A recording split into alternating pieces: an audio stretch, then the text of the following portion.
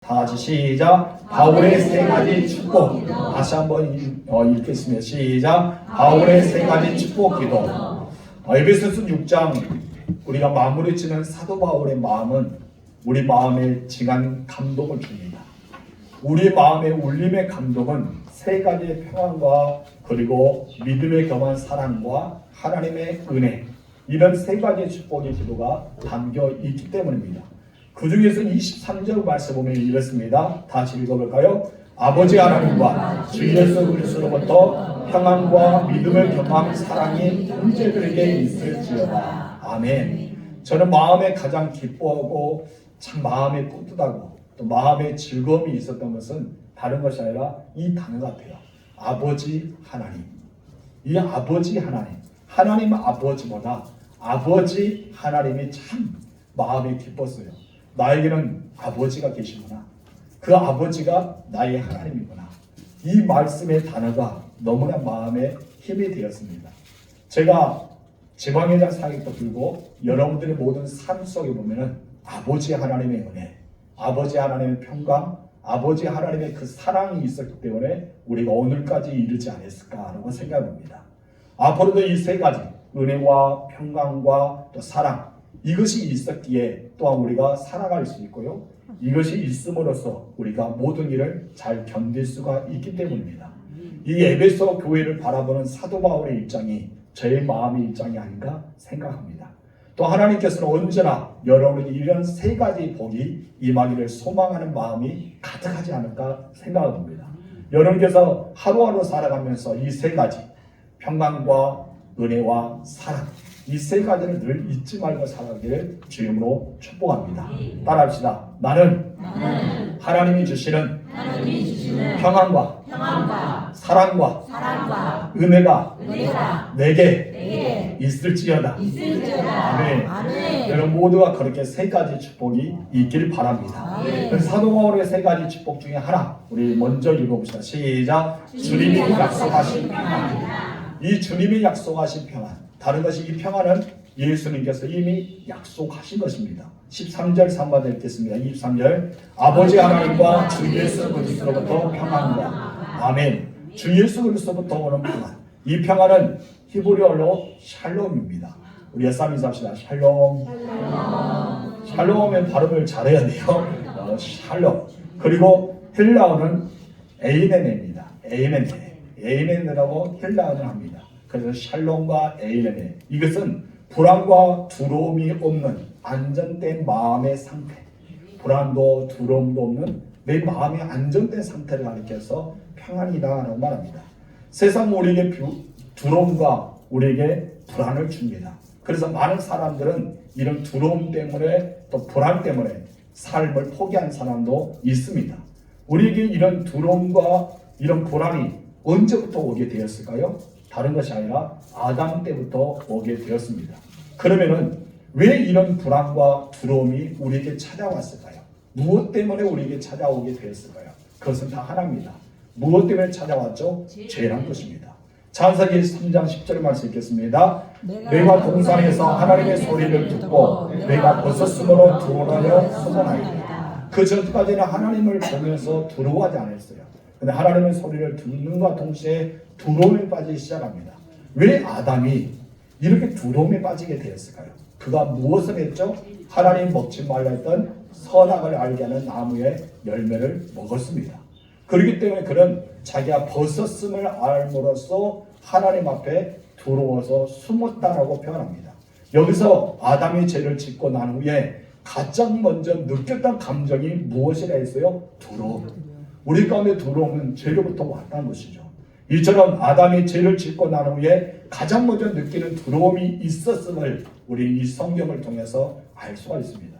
우리 마음속에 두려움이 있다, 불안이 있다. 이것은 내가 완전하지 않고 내가 완벽하지 않기 때문에 그것이 오기도 합니다. 그러나 우리 가운데는 죄가 아직 남아있기 때문에 그것을 이기지 못하기 때문에 우리의 두려움이 찾아올 수가 있다는 것입니다. 이런 사실은 인간의 죄를 지어서 하나님과 멀어졌기 때문에 인간 세계에 찾아왔던 것, 불안과 두려움이 임했다는 것을 말해주는 메시지가 오늘 본문의 이 창세기 3장 10절의 말씀이라고 할 수 있습니다. 그래서 하나님과 관계가 회복돼야지만, 내가 하나님의 관계가 더 좋아져야지만, 하나님과의 친밀함이 더 있을 때만이 나에게는 무엇이 사라지죠? 내 안에 있는 불안이 사라져요. 그리고 내 안에 있는 두려움이 사라져요. 이것은 물리칠 수 있는 유일한 방법은 내가 하나님과의 관계가 회복하는 것입니다. 여러분, 하나님과 관계가 회복되면 무엇이 있죠? 확신이 있죠. 그럼 무엇이 생기죠? 담대함이 생기죠. 내가 어디를 가든지 우리는 모든 것을 할 수 있다는 믿음이 강하게 나타납니다.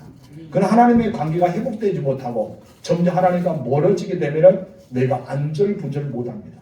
그래서 두려움이 생기고 무서움이 생기고 걱정이 생기고 염려가 생겨요. 우리 주님은 다 맡기려 했는데 나는 맡겨질 수가 없어요. 우리 주님은 다 아래라 했는데 아래지지가 않습니다.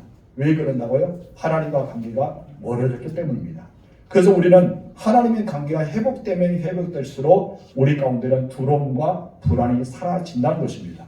우리는 사람과의 관계도 좋지 않으면 어떤 것이 있죠? 불안과 두려움이 생기잖아요. 평안이 있지 못하잖아요. 그렇기 때문에 사람의 관계도 좋지 않으면 평안을 누리지 못해요.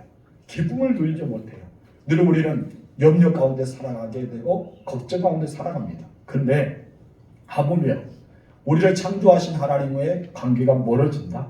하나님의 관계가 깨진 상태로, 다시 말해서 온수된 상태로 지낸다면 우리 가운데는 그 평안이 임할 수 있느냐 이거예요. 여러분, 평안은 임하지 못합니다. 이 마음의 평안을 누리지 못한 것이 당연하지 않겠습니까? 그래서 우리는 가장 먼저 하나님의 관계가 회복돼야 됩니다. 남을 용서하는 것도, 남을 사랑하는 것도, 남을 위해서 섬겨주는 것도 다 무엇을 회복해야 되는 거예요? 하나님의 관계가 먼저 회복돼야 되는 것이죠. 제가 일주 전에 여러분에게 성경을 낭독해 드렸습니다.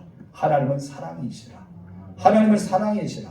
하나님의 사랑이 내 안에 거할 때만이 우리 하나님이 내 안에 거한다.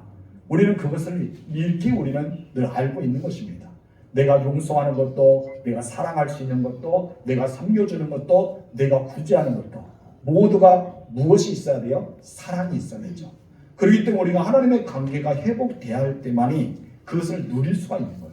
그런데 관계가 회복되지 않으면 아무리 성경에서 말씀 가운데, 기도 가운데 우리에게 다가오는 내 귀 속에 메아리치는 음성, 사랑해라, 용서하라, 섬겨라, 네가 낮아져라, 겸손해져라 수많이 들려지라도 우리의 삶은 움직이지 않아요.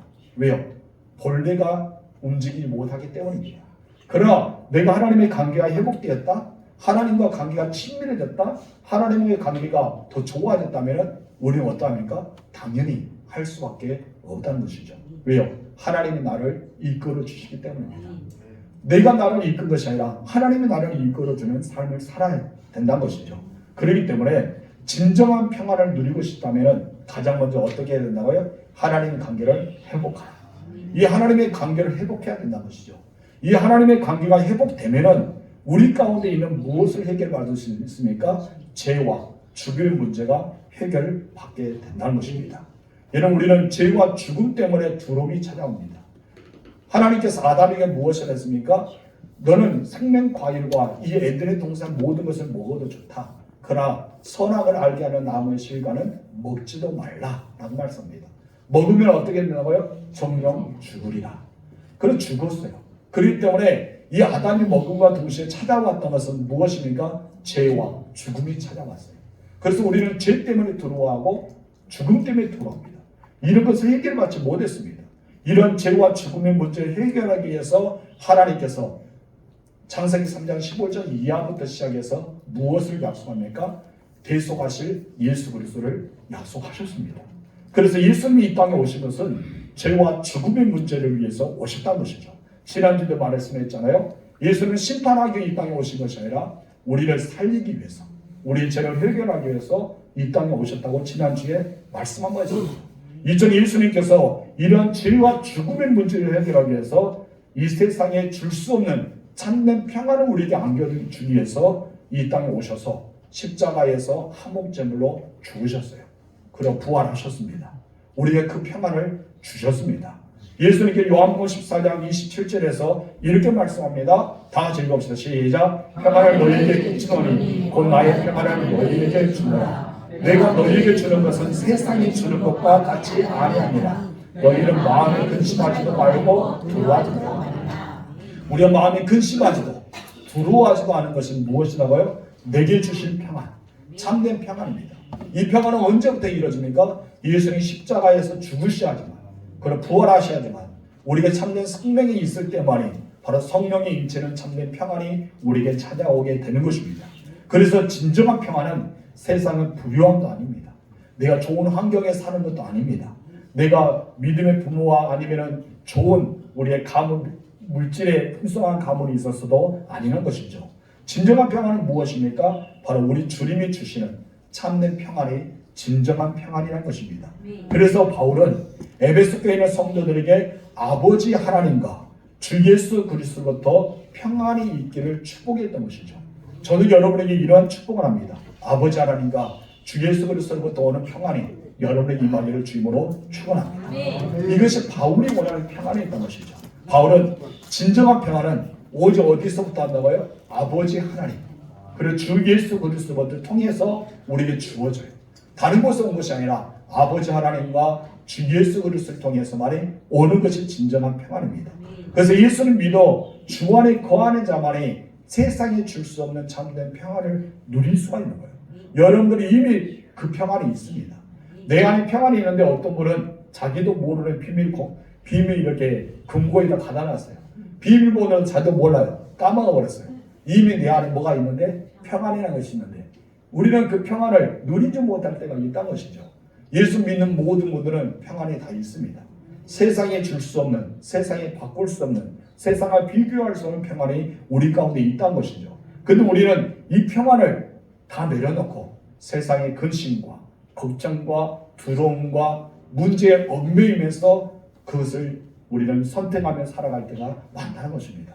저는 여러분들에게 요구할 것은, 요구한 것보다 여러분에게 바라는 것은 이 평안을 누리시기 바랍니다. 그리고 이 평안을 여러분께 늘 가지고 살아가시기 바랍니다. 그래서 세상이 주는 평안은 삶의 문제가 없고, 그리고 잔잔할 때만에 누릴 수 있는 평안이 세상이 주는 평안이에요.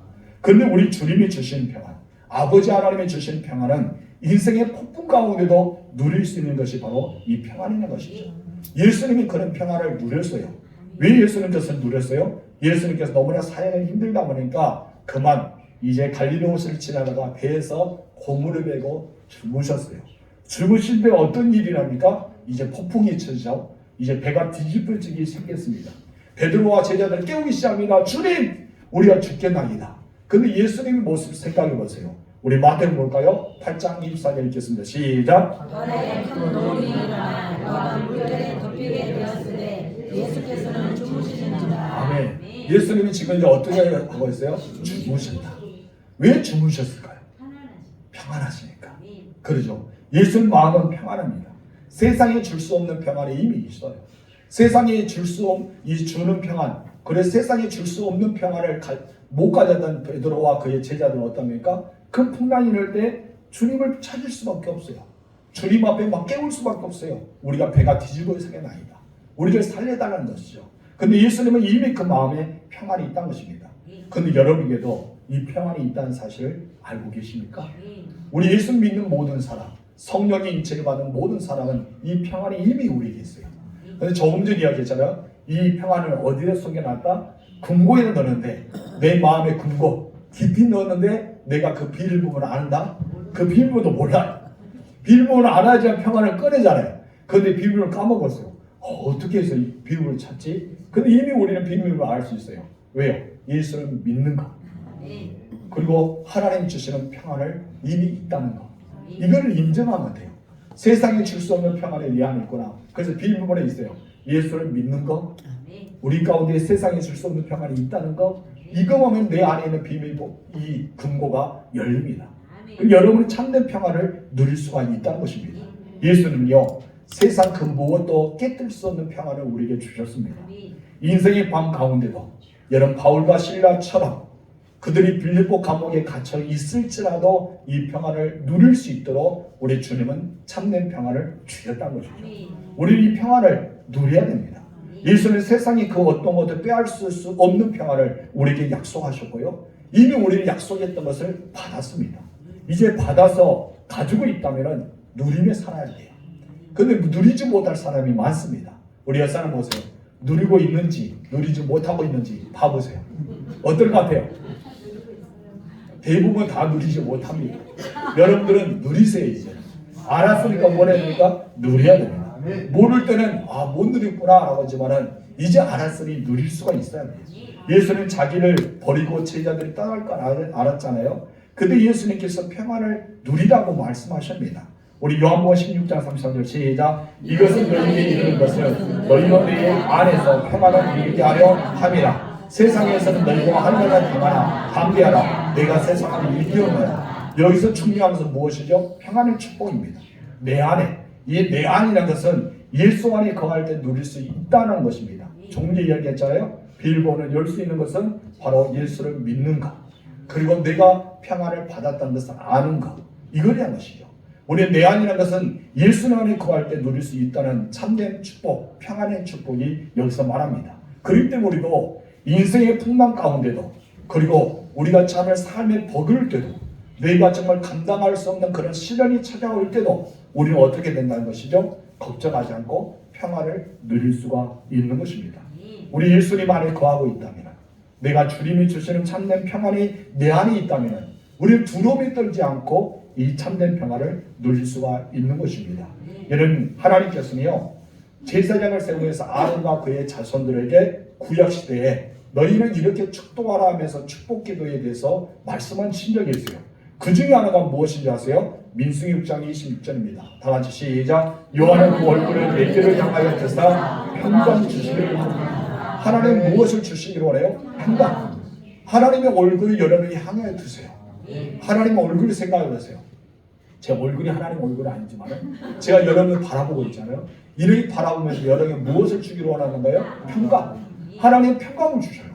우리 하나님은 늘 평안을 주신 분이에요. 근데 우리는 무엇입니까? 거울 앞에서 반사하고 있어요. 여러분 반사하지 말고 무엇을 해야 돼요? 아멘. 이것은 내 겁니다. 하나님이 주신 평안. 그래서 하나님은 그 얼굴을 여러분 향해 드세요.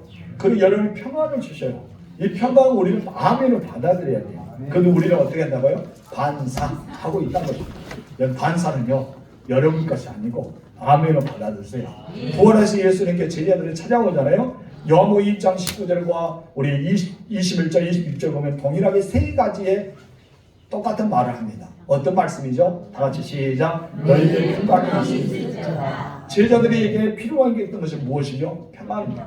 내가 부활했어. 나는 믿어라. 내가 살아났어. 이 말보다 두려움에, 불안에, 그리고 걱정에, 염려 속에 떨고 있는 제자들에게 가장 필요했던 것이 평안입니다. 오늘날 살고 있는 우리들도 마찬가지입니다. 내가 살고 있는 이 세대에도, 우리 가정도, 우리 모든 삶의 터져도 진정한 필요한 것이 평안이라는 것이죠. 그래서 신학의 많은 사도들이, 특히 바울이 갈라디아서 6장 16절에서 이렇게 말씀하죠. 시작. 이스라엘의 평강과 국률이 있을지어다. 아멘. 이것은 나에게 돌으면 나에게 평강과 국률이 있어야 된다는 것이죠. 우리 인생 가운데 평안이 중요한 것을 여기서 구약과 사도시대, 그리고 우리는 그 말씀을 통해서, 예수를 통해서 알 수가 있는 것입니다. 하나님의 사람으로 우리가 이 세상에 보냄을 받았잖아요. 우리 보내심을 받았어요. 이 보내심을 받은 우리들에게는 정말 지금 현재 당장 필요한 것은 물질도 되고 명예도 되고 권세도 되고 권력도 되겠지만은 그보다 더 중요한 것은 무엇이냐면 평안이라는 것이죠. 내가 평안이 있어야지만 복음도 증거하고, 내가 평안이 있어야지만 선한 영향도 끼치고, 내가 평안이 있어야지만 우리는 모든 것을 할 수 있기 때문입니다. 그래서 바울은 에베소 교회 성도들에게 아버지 하나님과 주 예수께로부터 오는 평안이 너희에게 있기를 소망한다, 이 메시지를 축복을 하는 것입니다. 우리 모두가 아버지 하나님과 주 예수 그리스도로부터 오는 평안이 우리 가운데 있기를 소망합니다. 그래서 오늘 또 여러분 기도할 때 어떻게 기도해야 돼요? 하나님 아버지와 주 예수 그리스도로부터 오는 평안이 누구에게? 나에게 임하기를 원합니다. 아멘. 이런 은혜가 있어야 돼요. 그래서 올해 1년 동안 살아가면서, 아니면 여러분께서 하나님 나라에 갈 때까지 이 주님이 주신 평안 빼앗지 마시고 뺏기지 마시고 늘 우리는 평안을 누리며 살아가시기 바랍니다. 바울의 두 번째 축도는 무엇일까요? 우리 다 같이 읽읍시다. 시작. 믿음의 평안 사랑. 사랑도 무엇이 있어야 된다? 믿음. 믿음이 겸해야지 사랑이 나요. 얘는 사랑을 할 수 있는 것은요, 그냥 사랑이 할 수 있는 마음이 생겨서 사랑한 것이 아니에요. 무엇이 있기 때문에? 믿음. 어떤 믿음이 있어요? 하나님을 믿는 믿음, 예수를 믿는 믿음. 나는 원하지 않지만 믿음으로서 나아가기 때문에 사랑한 거예요. 그래서 23절 다시 읽겠습니다. 하나님 아버지와 주 예수 그리스도께로부터 평안과 믿음을 경한 사랑이 형제에게 있을지어다. 사도 바울은 에베소 교회 성도들에게 믿음의 경한 사랑이 있기를 축복했습니다. 바울이 사랑이 있기를 축복한 것은 신앙생활의 모든 동기가 있어야 되기 때문에, 그래 모든 동기가 사랑이기 때문에 사랑을 이야기합니다. 그래서 고린도전서 13장에도 사랑은 이라면서 이야기하잖아요. 12장 고린도전 12장 마지막 절에 너에게 가장 큰 은사를 내가 바란다. 가장 큰 은사가 무엇이었어요? 사랑이잖아요. 그래서 고린도전서 전체를 보면 13장 13절에 믿음과 소망 사랑 중에 제일은 무엇이다? 사랑이다. 이걸 말하는 거예요. 그래서 우리들의 신앙생활에서 가장 근거된 것은 사랑이라는 것이죠. 그래서 우리는 하나님의 사랑이 있기 때문에 내가 죄사함을 받았고, 하나님의 사랑 가운데 우리는 어떻게 했다? 내가 구원을 받았고, 하나님의 사랑이 있었기 때문에 우리 하나님의 자녀가 되지 않았습니까? 그럴 때 우리는 늘 믿음의 경한 사랑이 필요합니다. 바울은 사랑이 축복의 대상임을 알았습니다. 그렇기 때문에 우리가 사랑이 있고 예전처럼 삶의 터전을 갔던 이 베드로를 예수님이 직접 찾아가셨잖아요. 베드로를 찾아가서 그에게 회복시켜주고 싶은 것이 무엇이었어요? 첫사랑이에요. 이 베드로를 처음에 만났을 때 그 첫사랑, 그가 처음에 예수님을 만났던 첫사랑은 무엇입니까? 바로 그가 밤새도록 고기를 잡았지만 한 마리도 잡지 못했을 때, 피곤에 지쳐 있을 때, 자기는 어부로서의 전문가였지만 말씀의 의지에 그물이 될 때 엄청난 물고기를 잡게 됐잖아요. 그때 베드로가 고백한 것이 무엇입니까? 나는 죄인입니다. 나를 떠나소서. 그때 첫사랑이었어요. 그런데 여러분, 십자가 사건을 통해서 베드로는 실망했어요. 자기가 예수는 부인했다는 사실을 알고 그런 마음의 상처를 받을 수도 있습니다. 그래서 이 사랑이라는 것을 회복하지 못한 채 그는 갈릴리 옷으로 그만 옛 삶의 터대로 돌아가셨어요. 이 돌아가게 되자 예수님이 직접 또 그 현장에 찾아갑니다. 동일합니다. 물고기를 잡으려고 많이 거부를 들였지만 잡지 못했습니다. 그때 예수님께 찾아가서 제자들을 말합니다. 많이 잡았냐 했더니 무엇이랍니까? 못 잡았습니다. 그때 예수님 하신 말씀 있죠? 그물을 배 오른편에 내려보아라. 그때 잡았던 물고기 숫자 몇 마리일까요? 아이고 잘하시네요. 153마리. 마치 현장에 있는 숫자를 세운 사람처럼. 아유 너무 잘하셨어요. 153마리. 그래요. 153마리. 굉장하죠. 그때 여러분, 예수님을 사랑하는 제자 요한이 주님이다라는 말을 듣고 베드로가 여러분 바다에 뛰어내리잖아요. 여러분 바다에 뛰어내려 헤엄쳐서 주님 앞에 나옵니다. 그때 여러분 조반을 다 준비하시고 베드로에게 예수님께서 물어보셔요. 요한의 아들 시몬아, 내가 나를 사랑하냐? 라고 물어봅니다. 근데 이 베드로는 무엇입니까? 더 이상 말할 수가 없죠. 예수님을 3번이나 부인했는데, 또 예수님에 대한 것을 확실하게 그가 자기 마음을 나는 죽을지라도 예수님을 절대 죽는데 내세우지 않겠습니다. 다짐까지 했는데 그는 완전히 사산조각납니다. 그래서 그가 할 말이 없었어요. 그래서 단지 주님께 대신 물어봅니다. 주님, 내가 주님을 사랑한지 주께서 아시잖아요. 주님이 내가 주님을 사랑하는지 주께 아시잖아요. 그 말을 물습니다. 근데 또 예수님 물어보죠. 요한아, 이 사람들보다 나를 더 사랑하니? 라고 물어보죠. 여러분 3번이나 예수님께서 물어볼 때 베드로는 동일하게 주님이 아십니다. 내가 주님을 사랑한지 주님이 아십니다. 여러분 이 말을 물어보신 것은 이 베드로를 어쩌면 사도의 직위를 회복하는 것도 있고, 또 베드로가 이런 확신을 가운데 사람은 낚는 어부로서 살아가기 위해서 주시는 확신도 있었어요. 그리고 더 중요한 것은 사랑이라는 것이죠. 여러분 이 사랑의 관계를 깨닫기 위해서 예수님께서 3번이나 그에게 물어보신 것입니다. 한마디로 사도의 길을 걷는 것도, 사람 낚는 어부로 살아가는 것도, 예수님 주시는 보내심의 삶을 살아가는 것도 무엇이 필요하다고요? 사랑. 이 사랑이 필요하기 때문에 예수님께서 너를 사랑해야 된다. 네가 나를 사랑하느냐? 이것을 물어보는 것입니다. 우리가 사명을 위해 달려가고 있잖아요. 우리는 이미 하나님의 부르심을 받았어요. 그래 보내심을 받은 사람들입니다. 그래서 우리는 소명과 사명을 동시에 받았어요. 마치 아브람처럼, 그리고 모세처럼, 바울처럼 수많은 사도들처럼 우리가 그렇게 사랑하는 사람들에게 꼭 있어야 될 것은 무엇인지 아세요? 사랑이라는 것이죠. 내가 사랑을 가지고 있어야지만 이 모든 것을 잘 감당하기 때문입니다. 그러나 이 사랑만 가지고 있어서는 안 돼요. 사랑만 가지고 있으면 우리는 흔들립니다. 상처받습니다. 내가 넘어집니다. 내가 더 이상 일어날 수가 없습니다. 왜 그렇죠? 사랑을 가지고 나아가니까 세상 사람들은 사랑하지 않거든요. 여러분, 우리에게 요구한 것은 널 왜 그래? 너는 사랑해야지. 나는 너를 미워할지라도. 우리는 그렇게 다가올 수가 있어요. 그런데 여기서 하나 더 플러스가 있습니다. 무엇이죠? 믿음입니다. 믿음에 겸한 사랑이 있을 때, 그래.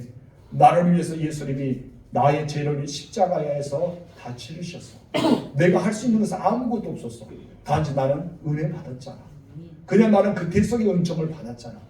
그래도 우리는 십자가의 사랑을 그릴 수 있는 믿음이 생긴다는 것이죠.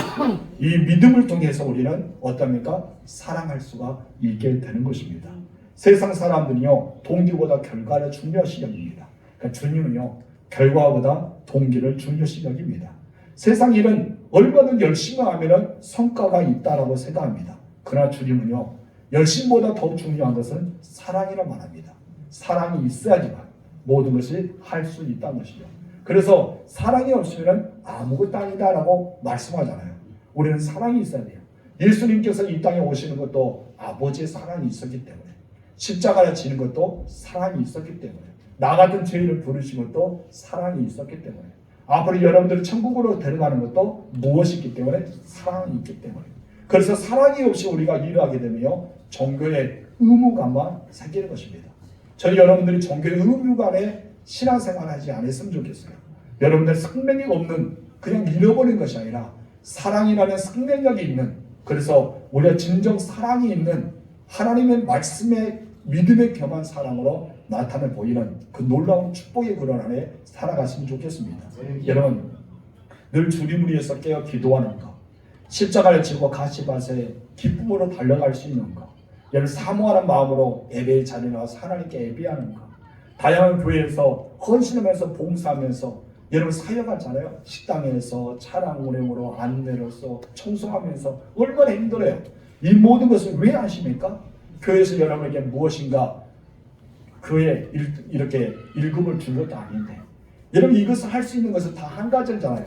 내가 주님을 사랑하기 때문에, 내가 주님을 사랑하기 때문에 예배에 잘 나오고, 내가 주님을 사랑하기 때문에 순종함으로 교회 사역을 하는 거고, 내가 주님을 사랑하기 때문에 이 자리에 나와서 주님께 기도하고 있지 않습니까? 이 모든 것은 사랑이라는 것이죠. 사도 바울은 에베소 교회 성도들에게 단순히 사랑이 아닌 그보다 한 단계 더 높아서 믿음에 겸한 사랑이 있기를 기도했습니다. 여러분, 믿음의 바탕을 둔 사랑이 필요합니다. 사랑할 수 없는 사람도 지속으로 사랑할 수 있기 때문입니다. 여러분, 주님 말씀처럼 주님을 지속적으로 사랑할 수 있는 것, 그리고 원수까지도 사랑할 수 있는 일은 쉬운 일이 아니에요. 어렵잖아요. 날마다 주님을 계속 사랑하는 거 어렵잖아요. 여러분, 원수도 사랑하는 거, 미운 사람을 사랑할 수 있는 거 어려워요. 그래서 우리에게 필요한 것은 무엇이죠? 믿음이라는 것이죠. 내게 필요한 것은 믿음이에요. 내가 믿음이라는 단어가 있기 때문에 여러분 사랑할 수가 있는 것입니다. 믿음이 있어야지만 속옷을 달라는 사람에게 무엇을 줄 수 있다? 겉옷을 벗어줄 수 있습니다.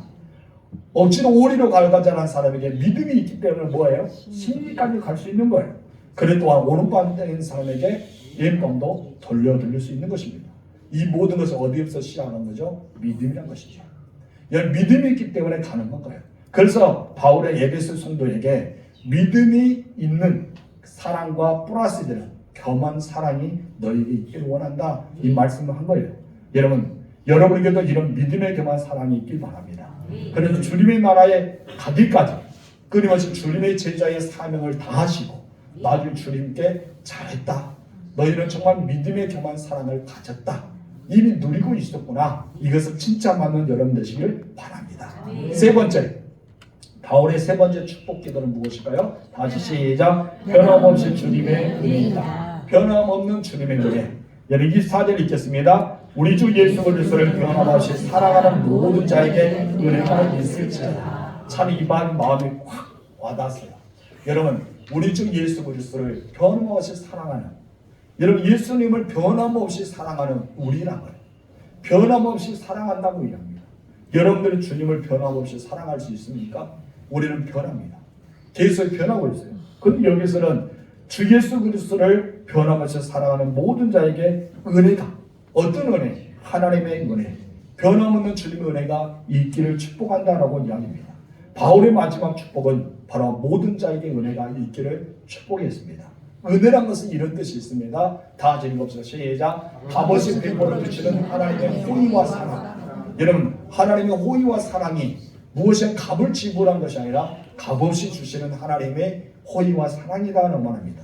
하나님께서는 예수 그리스도를 통해서 주시는 평안, 믿음에 겸한 사랑도 은혜입니다.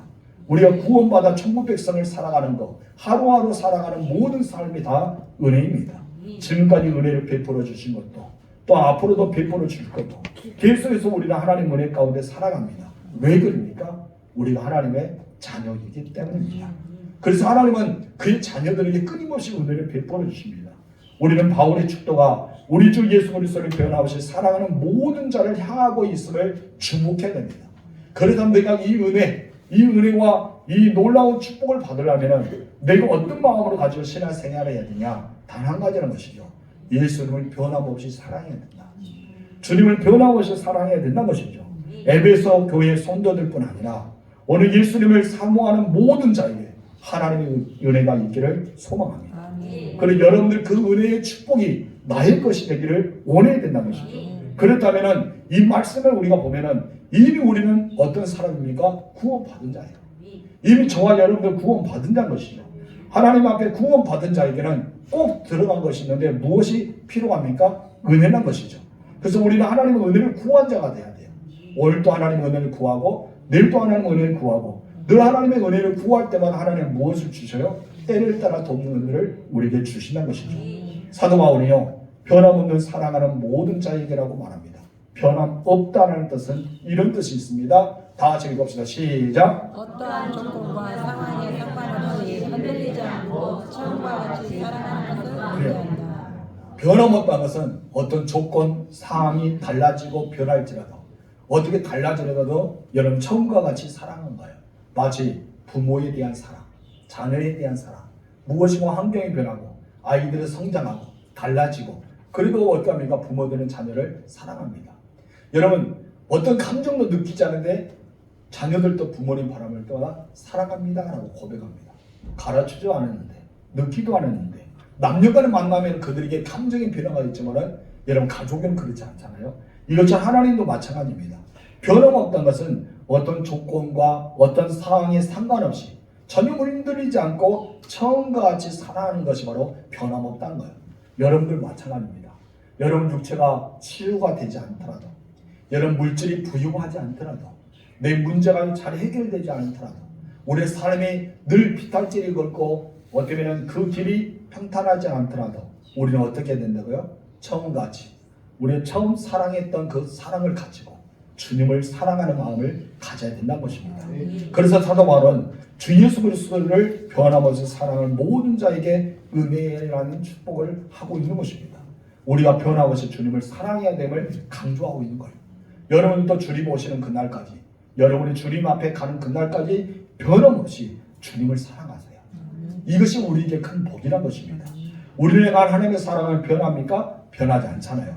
그래서 에레미야 선지자는 하나님의 사랑은 영원한 사랑이다. 변하지 않은 영원한 사랑이라고 표현합니다. 우리 에레미야 볼까요? 31장 3절 시작. 일찍의 여호와께서 너에게 나타나사 내가 영원한 사랑으로 너를 사랑하기에 인자함으로 너를 이끌었다 하니 아멘. 얼마나 은혜요. 하나님께서 영원한 사랑으로 너를 사랑하기에 나를 사랑한다는 거예요. 그렇기 때문에 하나님의 사랑이 나를 이끌었다고 봅니다. 오늘도 그래요. 앞으로도 그럴 거예요. 하나님은 영원히 여러분을 사랑하십니다. 이 은혜가 얼마나 있어요? 그래서 하나님 말씀하죠. 내가 영원한 사랑으로. 여기서 내가라는 단어는 하나님이라고 바꿔봅시다. 하나님이 영원한 사랑으로 너를 이런 단어를 나로 바꿔보세요. 나를 사랑하기에 사랑함으로 나를 이끌어라. 얼마나 인자는 구약에서는 사랑으로 나타나잖아요. 사랑함으로 이끌었다. 우리 읽어봅시다. 하나님이 영원한 사랑으로 나를 사랑하기에 사랑함으로 나를 이끌었다. 은혜가 되죠. 하나님의 영원한 사랑으로 여러분을 사랑하기에 사랑함으로 이끌습니다. 오늘까지 읽고 앞으로 이끌어 주실 줄 믿습니다. 예수는 요한복음 13장 1절에 이렇게 말합니다. 6월절 전에 예수께서 자기가 세상을 떠나 아버지께로 돌아가실 때가 이른 줄 아시고 세상에 있는 자기 사람들을 사랑하시되 끝까지 사랑하신다. 어떻게 사랑하셨다? 끝까지. 그냥 단순히 사랑한 것이 아니라 끝까지 사랑합니다. 그런데 여러분 그걸 사실 아세요? 예수님의 제자들을 사랑할 수 있는 상황이 아니었어요. 예수님의 이 제자들을 책망할 수 있는 상황이었어요. 너희가 왜 그래? 너희가 이러면 안 되잖아. 너희 이렇게 살아가면 안 돼. 이렇게 말할 수 있는 상황이었어요. 왜냐하면 그 제자들은 최후의 만찬상에 떠나면은 예수님을 배반하거든요. 그리고 예수님을 모인다고 부인하거든요. 여러분 예수님의 부활도 믿지 못했거든요. 그런데 여러분 예수님은요 그런 상황까지도 어떠합니까? 끝까지 예수님은 제자들을 사랑하십니다.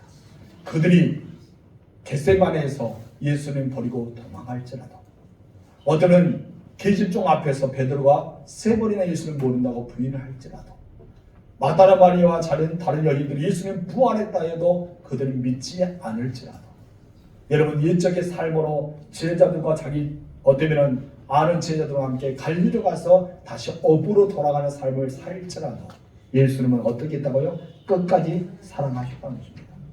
우리 주님의 마음은 이거예요. 여러분들은 그냥 단지 여러분의 죄에 빠져있다고 잘못했다고 실수했다고 너 미워 너 이러면 안 되잖아 이것이 아닙니다. 우리는요 여러분들 끝까지 사랑하는 아버지의 사랑이 내 안에 있다는 것입니다. 하나님은요 포기하지 않습니다. 이미 여러분들을 사랑하시되 끝까지 사랑하십니다. 이 사실에 대해서 이 사랑에 대해서 두 가지 확신을 가지고 바울은 이야기합니다. 첫 번째 읽어봅시다. 시작. 하나님의 사랑에서 우리를 끊을 수 있는 것이 아무것도 없다. 우리에게 끊을 수 있는 것이 있다? 없다. 그렇기 때문에 끝까지 사랑하시는 거예요. 끊을 수 있는 것이 없다. 그에 대해서 로마서 8장이 말하잖아요. 38절 30절 시작. 내가 시간에 사망이나 생명이나 천사들이나 권세자들이나 현재이나 장래이나 능력이나 높음이나 기쁨이나 다른 어떤 피조물에도 우리는 우리 주 그리스도 예수 안에 있는 하나님의 사랑에서 끊을 수 없는 여러분 끊을 수 없다는 겁니다. 이것이 바로 우리를 향한 하나님의 끝없는 사랑입니다. 여러분 이 사랑이 우리 가운데 있습니다. 우리 찬양할까요? 그 사랑 우리 찬양하도록 하겠습니다.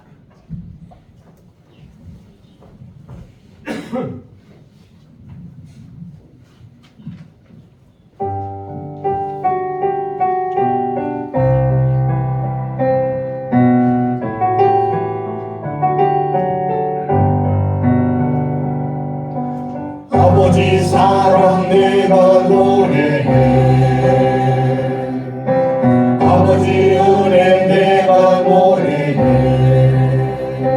그 사랑 변함없으신 거짓없으신 성실하신 그 사랑할 때 꺾지 않으시는 거듭나는 등불 끄지 않는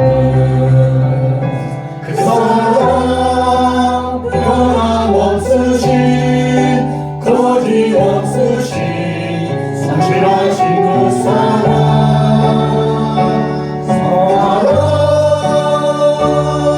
그 사랑 나를 위해 죽으신 나를 위해 다시 사신 예수 그리스도 다시 오실 그 사랑 죽음도 생명도 천사도 하늘의 어떤 권세도 누릴 수 없는 영원한 그 사랑 예수.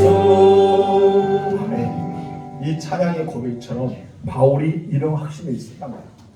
이 찬양을 불렀던 이유는 여러분들이 이 확신이 있기를 소망합니다. 어떤 상황에도 어떤 환난 가운데도 담대한 믿음을 지키면서 나의 달려갈 길을 다갈 수 있는 것은 바로 이 사랑이 확신이 있어요. 나를 포기하지 않고 끝까지 나를 사랑하는 하나님의 사랑에 대해서 말합니다. 두 번째 다 같이 읽읍시다. 하나님의 사랑 때문에 넉넉히 승리한다는 확신이다. 로마서 8장 37절 시작. 그러나 이 모든 일에 우리를 사랑하신 이로 말미암아 우리가 넉넉히 이기느니라.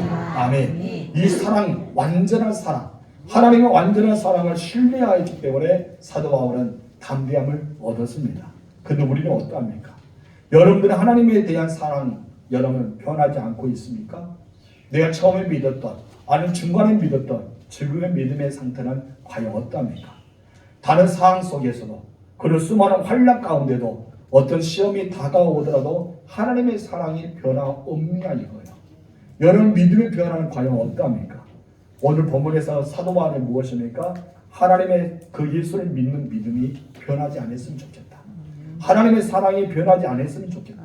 우리가 예수를 믿는 그 믿음의 신앙이 변하지 않는, 그 하나님은 영원히 변하지 않고 끝까지 우리를 사랑하시는데 우리는 변하고 있다는 것입니다.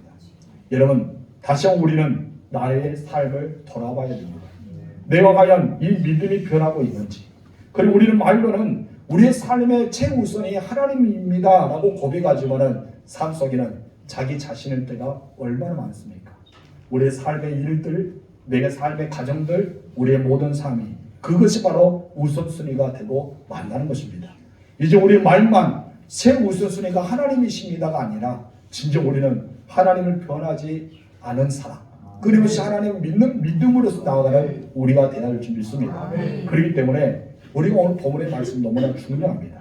그래서 우리는 가장 좋은 말씀, 바로 이 평안과 또 하나님의 은혜의 사랑과 그 축복이 우리에게 있어야 할 줄 믿습니다. 우리 23절 다시 읽겠습니다. 아버지 하나님과 주 예수 그리스도로부터 평안과 믿음을 통한 사랑이 형제들에게 있을지어다. 아멘. 여러분 이런 사랑과 평안이 있기를 주님으로 축복합니다.